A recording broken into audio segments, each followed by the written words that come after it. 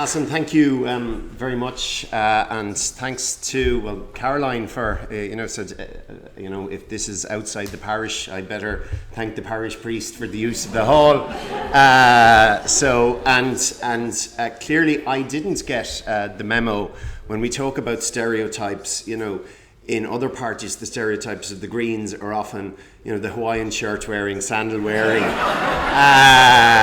So we didn't quite get the memo. There is an interesting story, Alison, to your point about.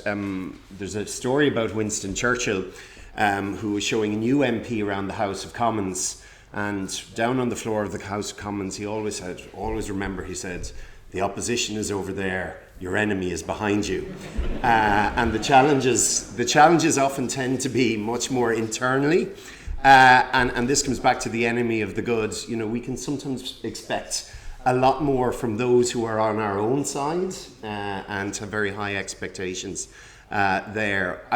I'm looking forward really to the discussion, the debate on it. But my big thought is, if you're looking at communicating, communication is only the means to the end. What is the final goal here? And the final goal here is that we as a planet, as a European Union, as a country, as communities, that we address the biggest existential crisis, which is the climate crisis, and tied with that, the biodiversity crisis. So that's the focus. And if that has to be the goal, the communication strategy only leads to try to achieve those goals. So what I would say for the green movement generally is there's a lot of success in that the issues are on the agenda now.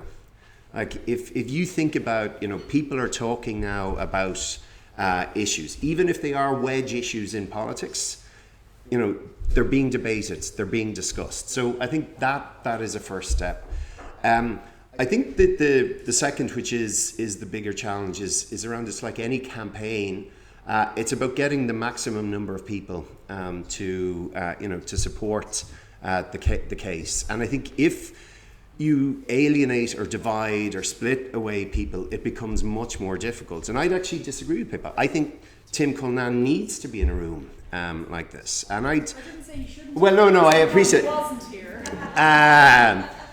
But I think it's important because I would have the contrast. So I was at a meeting on Monday night, and it was a rural area in Wexford. It was mostly farmers in the room, and the mistake is often made that farmers are against any issue to address climate. They're not. Farmers are the frontline workers when it comes to addressing challenges around climate, and it's important that they are seen as such. They've been involved in food production. They see the changes in the weather and what's happening on the ground. So they know it far more, dare I say, than some urban dwellers around what is actually happening on the ground. But like most of us, we all fear change. So we need to bring people with us. And for a lot of farmers, there's a line that's used about one of them. It's not easy being green when you're constantly in the red. It is a struggle. It is a struggle for a lot of farm families at the moment, and they fear any changes. So the argument has to be that farming has to be sustainable, both from an environmental point of view, but we've got to be able to support and sustain farm families as well. And I think the challenge, if it's coming out of this gathering, is how do we build allies?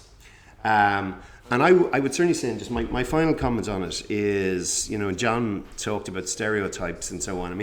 I'm pretty certain in the Green Party, and in fact I know in the Green Party, there were plenty of stereotypes about members of Fianna Fáil, and I'm quite certain we could even hear some of them tonight. But actually there've been a lot of really strong debates within the party around what we do, how we support transitions in farming, how we look at anaerobic digestion and investing in that area. There's a big debate, as Pippa knows, on a regular basis in the party around forestry. We had a big debate around rewetting and so on. These don't tend to get leaked to the media. To tell you the story is actually part of our difficulty as politicians, is when you don't get coverage in the Dáil or Seanad, say it again at the parliamentary party meeting and leak it. You'll definitely get coverage as a result of doing that. But it's about building allies in the other political parties, because it's all about coalitions. I'm looking forward to the discussion, and I'd like people to please be as provocative and as challenging as possible. But what I would say is, again, please remember, what is our focus at the end of this? It's about how can we most effectively ensure we tackle the biggest existential crisis that this planet faces. Thank you.